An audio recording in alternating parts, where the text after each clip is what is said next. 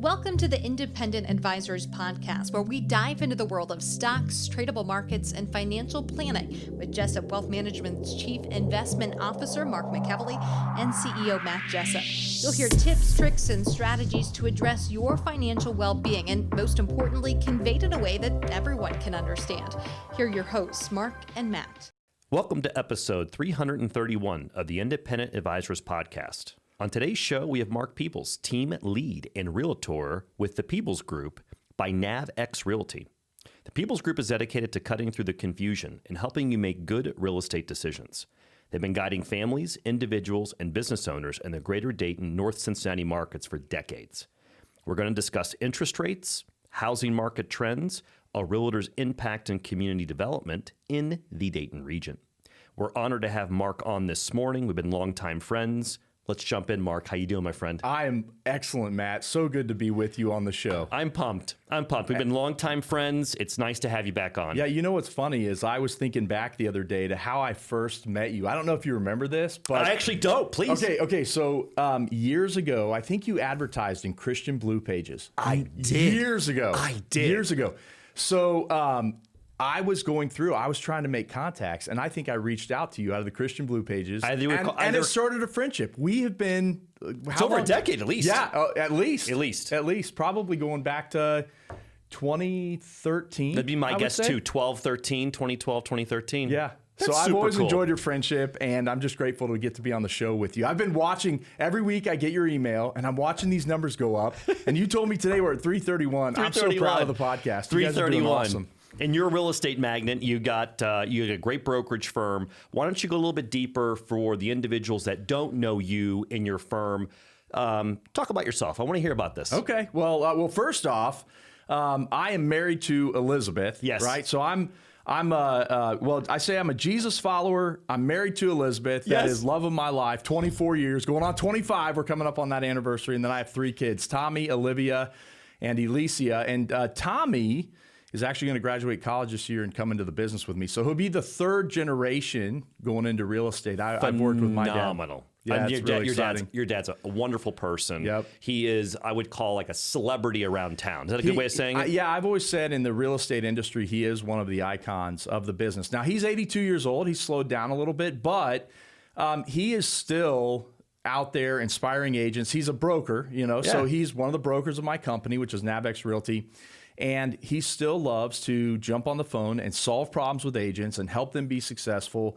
And really, he's been the greatest mentor in my life, and he's still having that impact on other agents. So that is phenomenal. It's been great. And NavX Realty, we started it back in 2020. And I don't know if you remember, beginning of 2020, it was February when we started the company, but shortly thereafter, there was this a global pandemic. Do you remember that? I do remember that. So we started out of the gate a little bit slow in terms of growth, but we're at 130 agents. We have agents here in Ohio, and we're starting to cover more of the state than just the greater Dayton and Cincinnati markets. Yes. And we're also all the way out in Rapid City, Yes. in South Dakota. Love this. Then we're in Wyoming. We just landed our first agent in Sioux Falls, South Dakota, which is the largest city in South Dakota. And that's a long story of how we got to South Dakota. But it's one of my favorite places. I love going out there. That's great. So we happen to have, a whole office out there now. Congratulations. Yeah. I know you're a great businessman. You're good to your people, and good things now are happening to you. We're starting to see it happen. So we're just inspiring agents to live better lives, and we want them to achieve ultimate success. That's what we say is we want to help them achieve ultimate success, which is, when they get to their funeral, nobody cares about how many houses they sold. Nope. So it's about the impact that they're having. We want to help our agents have maximum impact while they're here. Well said, Mark. Yeah. Before we get into this week's show, listeners, if you've been enjoying the Independent Advisors Podcast, I'd encourage you to head to our website, jessupwealthmanagement.com. I offer a 15-minute initial call where you can discuss your financial goals and see if JWM is a good fit for your needs. Scheduling is easy. Once you land at the jessupwealthmanagement.com website, just click Schedule Initial Call and select a time that works best for you. There's a quick survey to fill out that will help guide the conversation and ensure your time is used efficiently. If you're ready to learn more, visit jessupwealthmanagement.com and book your call today. Well, besides our longtime friendship, obviously you have a lot of insights into the real estate industry. So this is going to be very meaningful for my viewership because this is an area that is very important to the economy. Yes. All right. So I think let's dig in, and I'm very curious to see how you react to these questions. So my first one is, how are current interest rates shaping the buyer and seller behavior?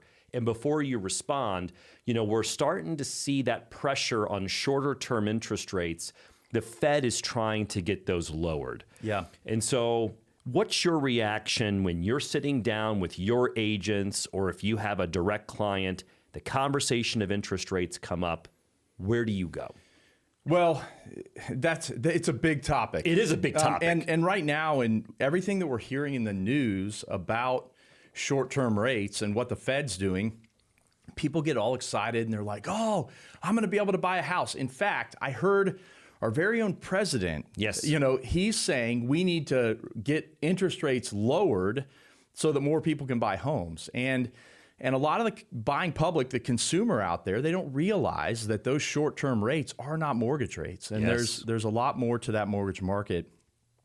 So when you're hearing the Fed reduce rates, there's a little bit of a trickle-down effect, but we haven't seen it as much as we had hoped yet. Correct. Okay. Now, with that said, interest rates have had a major impact on the market over the last few years. And so we can go back to what I call the unicorn years. Please. Right? So the unicorn years are 2020 and 2021. Yes. A little bit of 2022. Yes. Where the market was going absolutely gangbusters. Back during the pandemic, everyone's sitting around on Zillow looking at houses. Oh, and by the way, you can get a 2.8 interest rate when you go to buy that house. Yep. So affordability was there, but the market was going crazy at that same time. At that time, Mark, when you were guiding all your agents, and you probably had veterans all the way down to people new to the industry, the houses were on the market for how long on average at that time? If you listed a house today, you probably had about 8 minutes to show it before you had 20 offers. It was crazy. Overall stats, it felt like, we had days of inventory. And really, when we would run our numbers... Not weeks. No, we days. did have days of inventory. Yes. And I can go back to listing appointments. Every time I go on a listing appointment, I run what's called an absorption rate. We want to know how your market's moving. Yep. And almost everyone in 2020 and 2021, we were seeing days of inventory. Now, here's the interesting thing. I know we're going to get into how the market's moving now, but that has definitely softened. Okay. And we're now more of a normal seller's market, still in a seller's market. Okay. But we're running 2 to 3 months of inventory across a lot of our markets in Dayton, Cincinnati. Now, that's an important point, what you just said right there, in my opinion. Yes. Keep going. That's okay. So interest rates, how does interest rates play into this? Well, go back to, when the pandemic hit and those rates went low, everyone either bought or they refinanced. I was one of the ones that I had bought in 2018. I had a decent rate in my house, probably a 4.5% interest rate. Similar. But I refinanced down to a 3%, right? Yep. So the big effect on the market initially coming out of the pandemic was that you had all of these people that were in 3% interest rates. Yep. And they didn't want to go anywhere. Yeah. So it had a huge effect on inventory. Now, on the other side of things, 2022 happens, and in the spring of 2022, interest rates went up faster than at any other point in history. Correct. So you go from a 3% interest rate, all of a sudden you're at a 5% interest rate. It felt like overnight. Yep. And then they kept going up. Yes. And I think we touched 8% at one point, yes. right?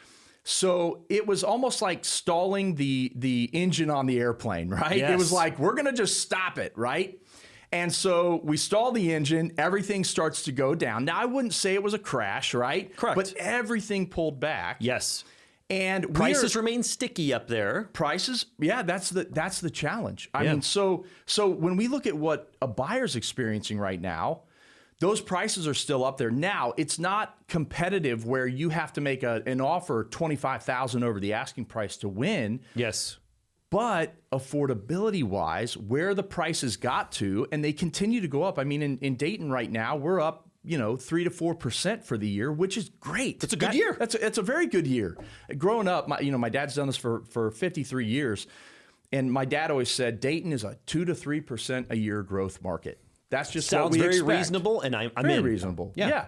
So the problem now is you've got the prices up there, and you have the interest rates now, which I think interest rates at the time of recording this, they're in the lower sixes, like 6.25, 6.3, somewhere in that nationwide. Okay.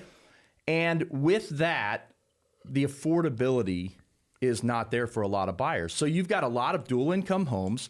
Debt has gone up over the past couple of years. So Yes. they've got, their debt to income ratio is up. We used to say that your monthly budget on your home should be around 25%. It should be about a quarter of the money that you bring home every month should go towards paying your mortgage. Well, now we're upwards of 40%.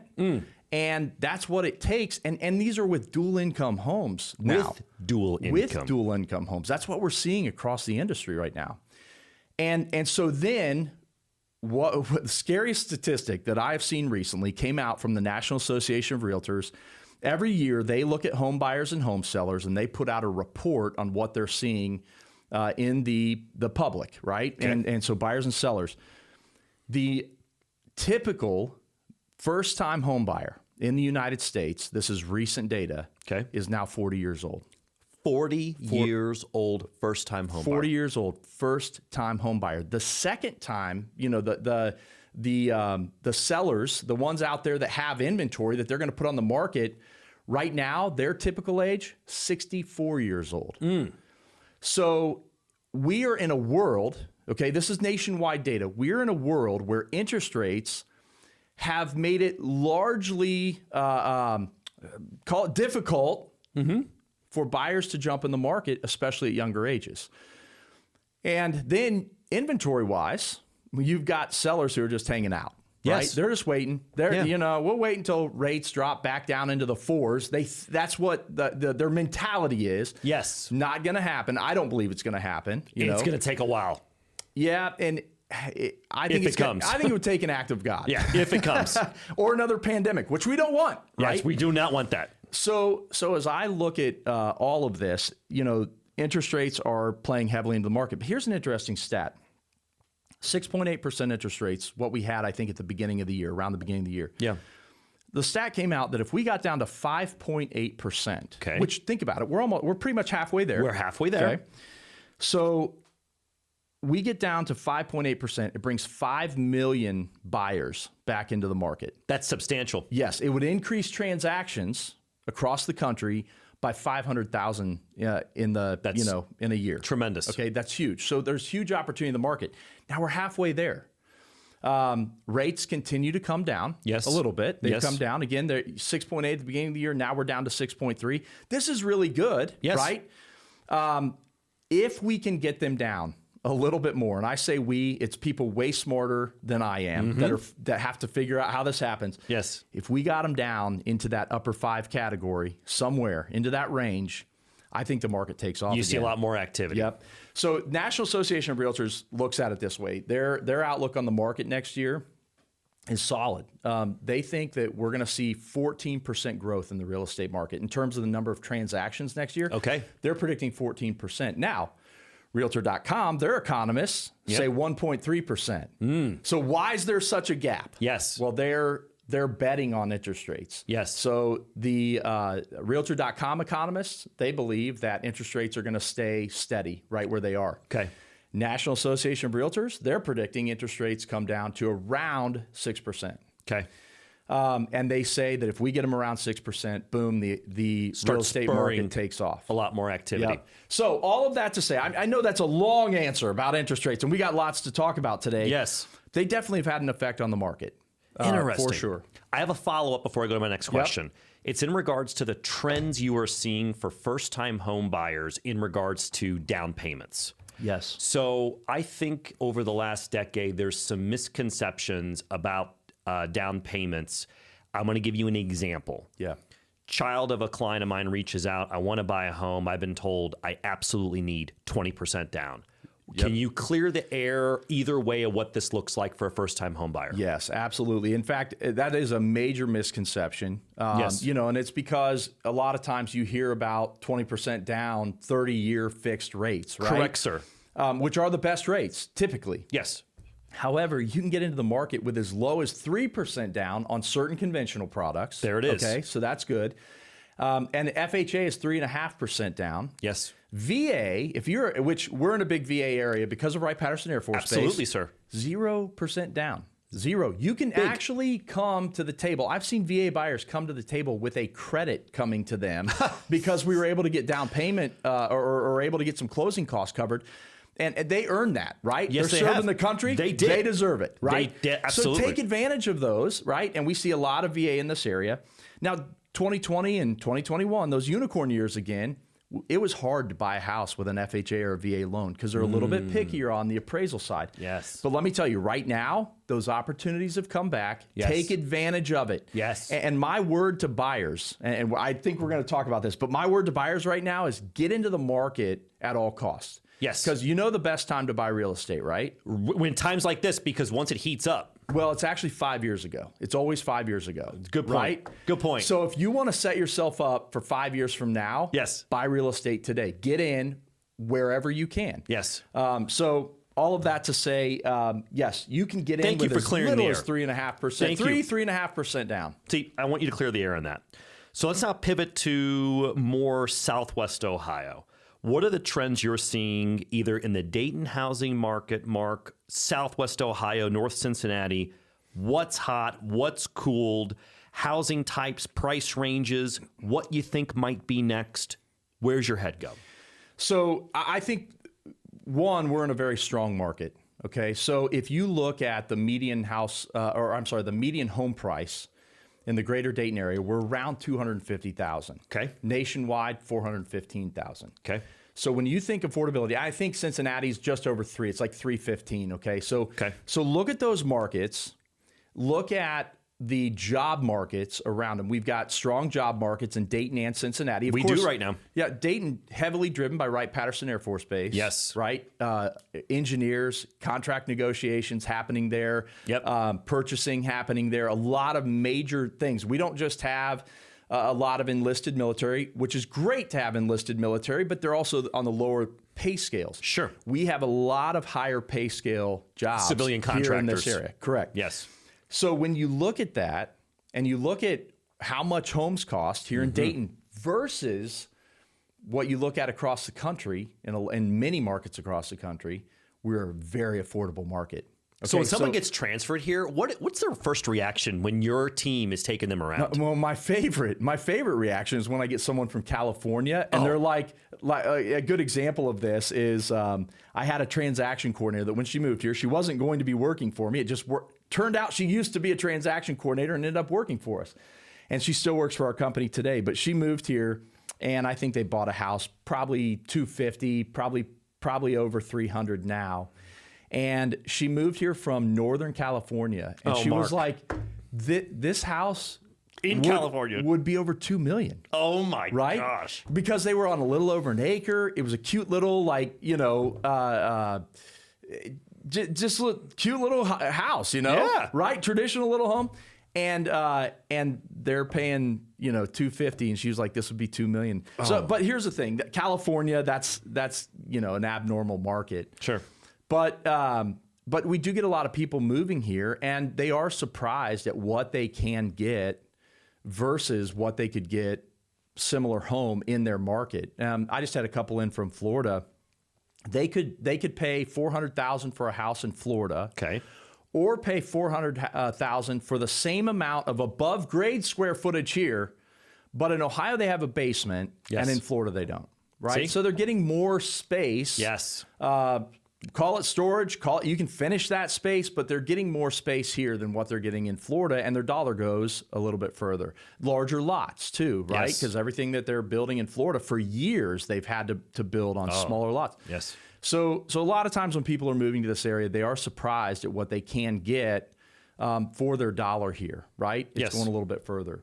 Are there suburbs that are hotter than others right now? Yeah, so in terms of the suburbs, you've got your standards in the area. Like as we sit here today in Oakwood, Yes. Oakwood's always been one of the hottest suburbs in the area. Correct. My opinion on that is probably because Oakwood has invested so much in their schools over the years, right? Yes. And schools do sell areas. Now, I don't make recommendations based on schools. It's against our code of ethics. Got it. But I do direct people to the state of Ohio report cards that allows them to do their research. Doing the research. And a lot of times people are drawn to places like Oakwood, Centerville, Beaver Creek, Bellbrook, Waynesville, Springboro, right? Everything you In mentioned, fact, great school districts, by the way. yeah, all of them are, right? And we're very blessed in this area. We have phenomenal school districts. We really do. And even like West Carrollton, okay? Yes. I think if you look at the report card, they don't rank as high as a Centerville or Springboro does. It's a great school or district. Oakwood, but they have all new schools. Beautiful. Beautiful schools. Beautiful new schools. I know some people that work there. It's a great school district. Absolutely. Yes. So I think there's a lot of opportunity in those areas. Here's an interesting one. I work with a lot of physicians. That's been kind of a mainstay of my business remember over the that. years.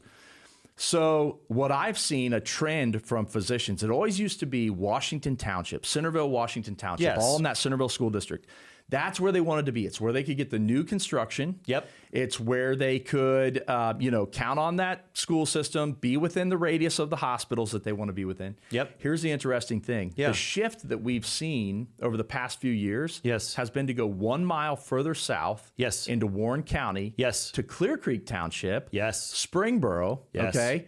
Now, it used to be a country school. Now that area has really boomed. Yes. And when you drop into Warren County, you go into one of the lowest tax counties in the state of Ohio. Yes. So you can actually have half the property taxes dropping into Warren County, into Springboro, Drastic difference. that you have just a mile north in Montgomery County. Yes. So those are some of the interesting things that we see as people are coming into the area.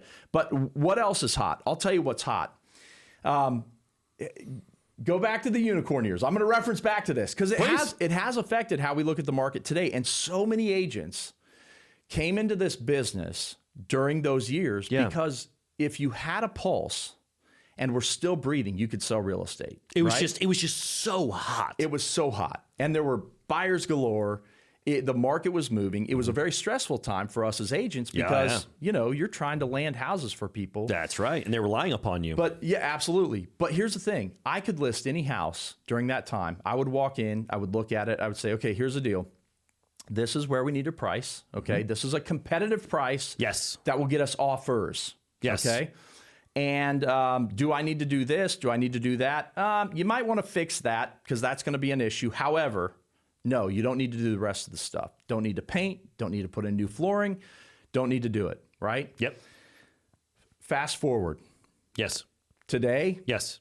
what is hot Yes. are the ones that are actually putting in a little elbow grease, Turnkey more. doing the work. Yes. Okay, so here's an example. I just listed one in West Carrollton. We were just talking about West Carrollton. It's right next to the elementary school.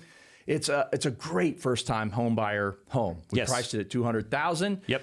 Multiple offers, which we're not seeing a ton of multiple offers right now. We got multiple offers on it. The reason we got multiple offers was because they put in the elbow grease. There it is. They had it freshly painted. They put in new flooring. Mm-hmm. They updated the electrical. They put in a little bit of extra work. Yes. To make the curb appeal pop. Yes. And then when you walk in, go, wow, I can work with this. Still needed a new kitchen, but Everything else is done. But everything else was done. I could live here and do that over time. It's exactly right. And so those houses right now, especially when you get them into that first-time homebuyer category, those houses are hot. Now, one of the things that I do, and this is just some advice, any of your listeners or viewers out there that are thinking about selling, I talk about the 5 things that you need to do that you're going to get the biggest return on when you go and sell a home. Okay, so here's the 5 things. This content's gold, listeners Right, and viewers. Here we go. 5 things, most valuable things you get the biggest return on. Number 1, declutter. All right? Declutter. So it's basically free to do. Maybe get a storage unit. You're paying a little bit of money for a storage unit, right? Yes. But you're thinning things out in the home. Okay? Making it look bigger. Yes. Increase floor space. even down to your closets, right? I tell people, hey, in that closet where you got stuff stuffed in there on the floor, empty all of that out so I can see the floor. That closet becomes bigger when I see floor space, right? Love that. So declutter number one. Then your landscape, okay? So we want, when you pull up, I want curb appeal. Yes. And yes, if there's not snow on the ground like we have at the time of recording this, I tell people, put down fresh black mulch, even in the winter, because it will pop. You can go to Lowe's and buy a few bags of it, right?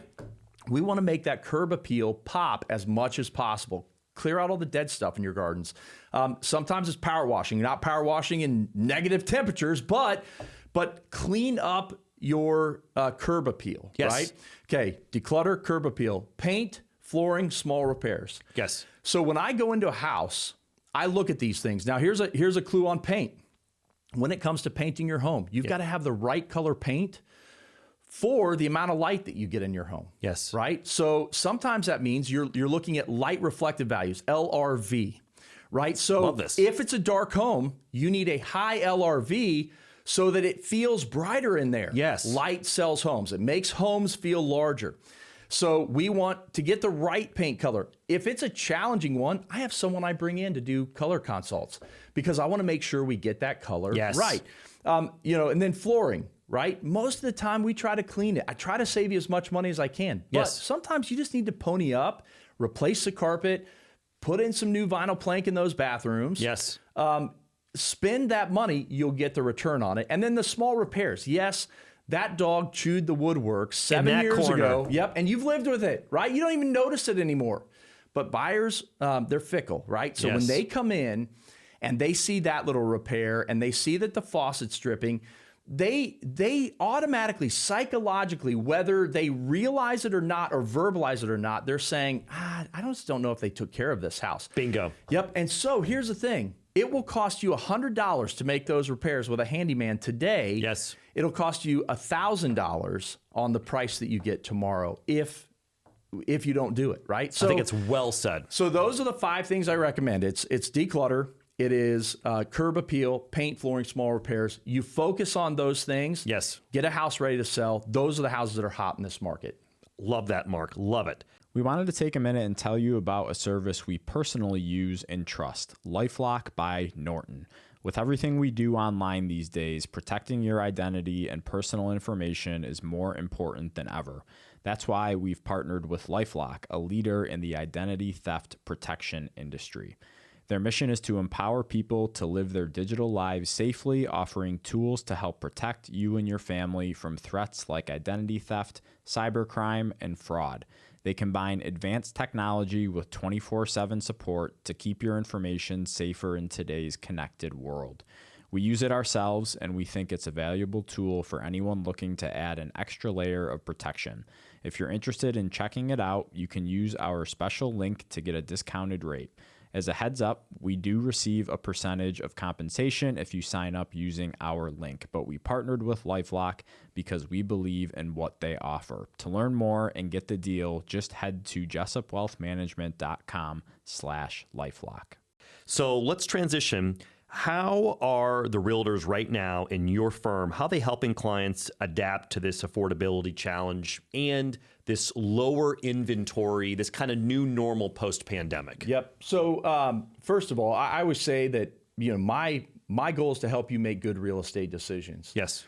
And so I think what I've seen, especially from the younger generation, which we talked about average first-time home buyer being 40. Yes. Shouldn't be in Dayton, Ohio. Okay. So yes. Dayton and Cincinnati, we're seeing much younger buyers. I sold a house to a 19-year-old this year. How was that experience? Graduated high. Oh man, it was one of the great joys. That's I was pretty like, cool. The whole time I'm like, dude, I'm so excited for you, And I still probably get more joy out of working with first-time home buyers than multi-million-dollar Ever buyers. since I've known you, meaning you're a magnet, you deal with very high-end clients. I do see the joy you get from first-time home buyers. Yeah. I've witnessed it firsthand. It's helping, we talk about the dream home. I sold one of my physician clients. I love the family. I've worked with them multiple times now. I sold them their dream home this year. And when we walked into it, it was like, wow, you're like, beautiful. Like every detail in the home was perfect. And I love selling the dream home. Yeah. But I love selling the American dream of home ownership, right? There it is. So this 19-year-old kid comes to me. His parents have been longtime clients, and he's sitting down with me, and I'm like, how old are you? He's like, I'm 19. I'm like, that's incredible. So just graduated high school, got a job as a firefighter, saved for his first year, and buying his first home a year later. Now think about that. Now we have him into home ownership. Now he comes to you, and you can start helping him make the rest of his money work. Yes. While he's paying into his own pocket every month. Yes. Like, we can work together on this and set the kid up for life. Plus he's a firefighter. So if he sticks with that, he's going to have a pension and everything else, right? The Ohio Police and Fire pension is a great pension. I'm like, this is amazing. I Good love for him. you, I'm Good so for this excited guy. about this kid. But here's the thing. What we've seen with the younger generation that can't afford to buy in Dayton and Cincinnati, where they may not be able to in other markets, is they want to live in the same house that mom and dad live in. Keep going. Yep. Okay. So what I like to do is educate you on the importance of making your first home purchase, Yes. right? Because if you're renting, you are always paying a mortgage.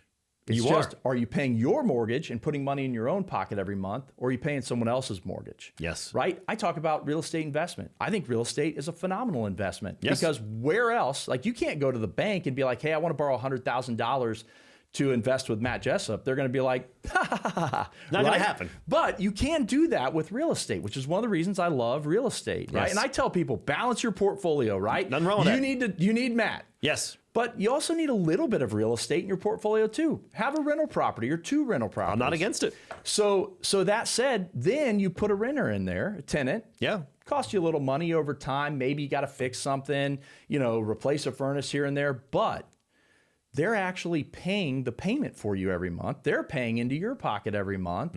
You're building that equity. Exactly. So what I always tell people is buy that first house, like this young guy, buy the first house, right?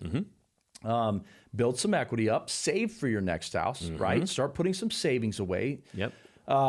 Then keep that house when you move out of it. Keep going. Right? Move a tenant into it. Yep. Now let them start paying that down. You save up, go and save up a rainy day fund of $10,000 in case you have to replace a furnace or replace the roof or whatever the case is. You've got your rainy day fund. Now take all of that monthly cash flow, that extra $200 or $300 that you're getting every month on that property, and start paying it into the mortgage. Let's pay down that mortgage faster. Yes. Right? So this is how I advise young people. But now, here's what we have to do, is we've got to get these young people that grew up in mom and dad's house, want to live the lifestyle that mom and dad lived, to realize, hey, listen, you don't have to go spend $350 on your first home. Like, what if you spent $250? You're not buying your dream home, okay? You don't have to buy your dream home yet. But if you buy right on the first one, you make a good real estate decision, you make a good first investment, it may not be one, you may not want to be in real estate and keep it as an investment, right? And that's okay. Sure. But you want to build the equity along with your savings that allows you to buy your next home so that you can eventually buy into the dream home. Now, that's the advice they need to hear, Mark. Yes. And it's simple. It's really simple. Yes. All you got to do is get yourself into the real estate market. I love this. All these people waiting right now, there's so many, millennials, largest home buying population in American history. And they're the ones that are sitting on their hands right now, right? 40-year-olds, first-time home buyers, those are millennials. They're sitting on their hands, not getting into the market. And 5 years from now, while they're still sitting on their hands, they just lost out on all the equity they could have been building that could have been helping them, buy into the next home, right? Buy into the dream home. So let me respond in this way. So right now I'm getting some general inquiries from, I would say, 2 subsections of the client base. The first is the client that is between the age of 65 and 80, who have the multi-level home, that have some land, that are like, listen, I'm ready to downsize, but the problem I have is for what I sell my place when I downsize, the places I want to move to are just as expensive. Yeah. Okay. That's what I see in one subsection of my client base. The other is what you just mentioned, who are thinking, hey, I haven't bought a house yet. We're renting. And here we go, Mark. How many times have you heard this? When rates come down in a year or two, I'll do it. My response in both of these situations is as follows, and please critique this advice. I look up to you in this area. You're the professional. I sit there and I say, at the end of the day, I want you to get ahead of what will happen is if you do believe interest rates are going to slowly come down the next year or two. Everyone's thinking exactly how you are. Yep. And so now you are in a less competitive environment that as those rates come down, I'm not saying, this is what I say in my own words, we're not going back to the house is going to be gone within 8 hours of listing. Right. But all of a sudden, if you are a first-time home buyer and they see that you have financing, just as you justified a couple minutes ago, that's acceptable right now. That's a strong offer. Yep. But in a couple years, it might not be. And then for the client that is older, that wants to downsize to that ranch, listen, I know you're feeling that lateral move is just not worth it. I have this house, it's worth, I'm going to give you a number, $450,000, and I want to move to XYZ community that has ranches that are also $450,000. I feel like I'm losing out. My comment is, if you feel that way now, how are you going to feel in a couple of years, assuming that interest rates slowly come down and it gets a little more competitive? Yeah. Then what's your situation? What's your thoughts on that advice? So again, best time to buy real estate is 5 years ago, right? Yeah. So my parents went through this. They had a house that had steps. My dad had knee replacements, and he's 82 years old. He doesn't walk as well as he used to. So they really needed to get into something that had, zero entry, no steps into the house. Yes. And they did that. And I think they paid around $350,000. It was a new build, right? Okay. Cute little bungalow is what it would be classified as, which you're not seeing a lot of new bungalows, but there's a builder in town, happens to share my last name, that does that. Right? I love that. People's Homes they build these cute bungalows. So my parents moved into one, $350,000, 3-bedroom and 2 full baths. But it's for their lifestyle. Yes. Right? Yes. There's no way we could get my dad into his previous house with just 2 steps into it, Yes. if he was still living there today.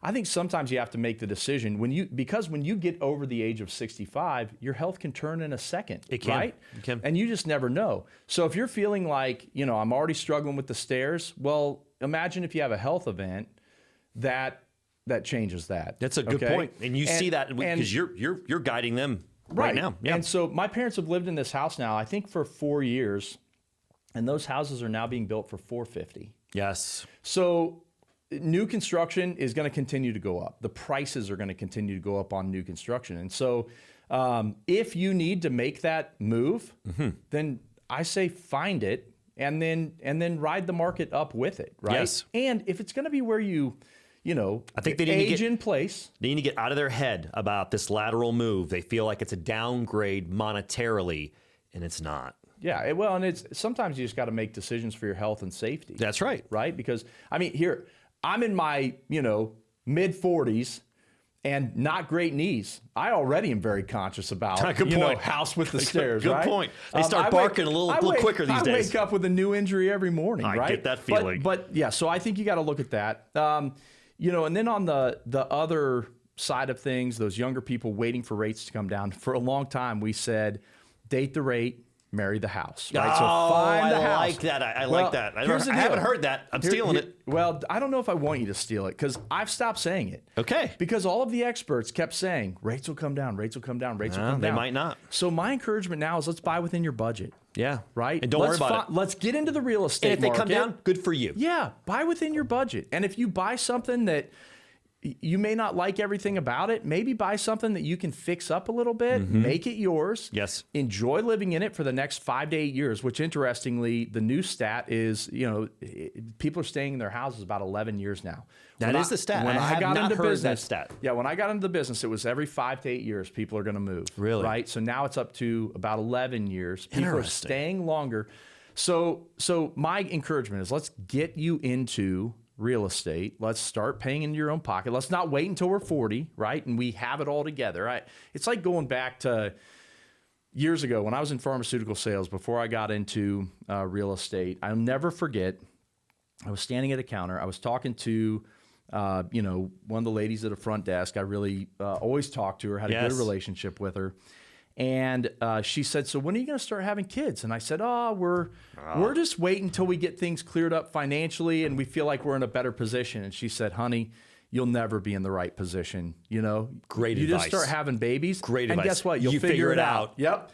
And that's it, right?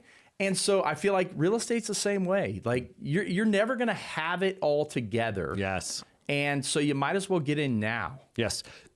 Spoken by two parents, both with each 3 kids, right? Boom. There you go.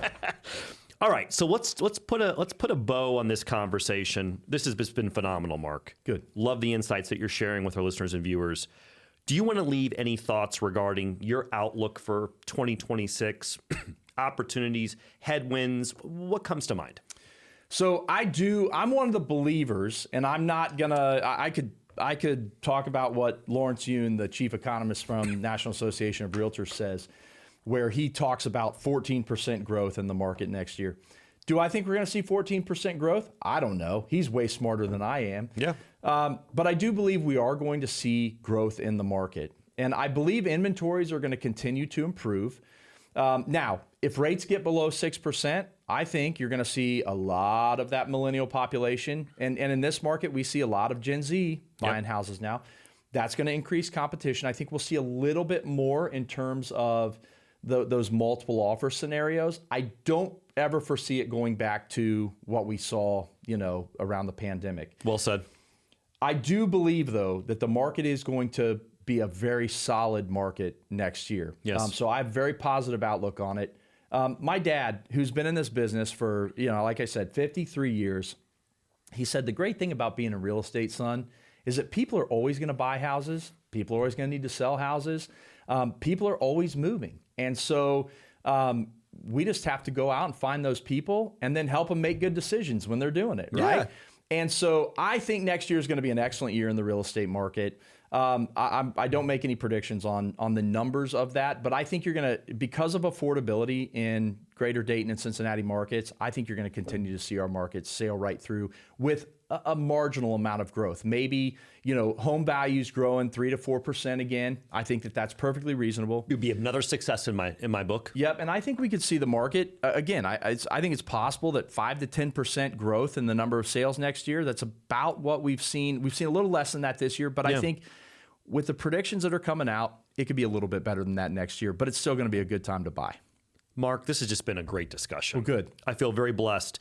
Before we wrap up, can you share with our listeners and viewers the best way they can follow you? Yeah, so Facebook is always a good place to go, or Instagram. It's at It's Mark Peebles. So It's Mark Peebles. The reason for that, no apostrophe, but people my whole life have said, is this Mark Pebbles? And I've said, no, it's Peebles. Yes. So it's Mark Peebles. I'm also there on YouTube. Now, my YouTube channel is a little more focused on agents, but you can check out my podcast there, which is called Real Life and Real Estate. And that's also wherever you get your podcasts. I absolutely love it.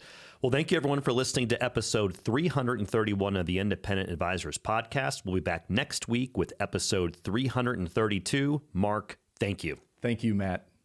Thank you for listening to the Independent Advisors Podcast. If you're interested in hearing more, hit the subscribe button so you can be notified every time a new episode gets released. Feel free to share with friends, family, and follow us on Twitter at Jessup Wealth, Facebook, and LinkedIn. Mark and Matt will continue to share beneficial information on these social media sites. Also, check out the podcast tab on their website. That's www.jessupwealthmanagement.com. There you'll find links to every episode of the Independent Advisors. Have questions or topics you want to discuss on the show? Message us on Twitter, LinkedIn, or send an email with the words questions and topics in the subject line to inquiries@jessupwealthmanagement.com. We'll talk about it right here on the podcast. Certain sections of this commentary may contain forward-looking statements based on reasonable expectations, estimates, projections, and assumptions. Forward-looking statements are not guarantees of future performance and involve certain risks and uncertainties which are difficult to predict. All indices are unmanaged and are not available for direct investment by the public. Past performance is not indicative of future results. This podcast is provided for general informational purposes only and does not constitute either tax, legal, or financial advice. Although we do go to great lengths to make sure our information is accurate and useful, we recommend you consult a tax preparer, professional tax advisor, financial advisor, or lawyer regarding your specific circumstances. Investing involves risk, including the loss of principal. No strategy can guarantee any objective or goal will be achieved.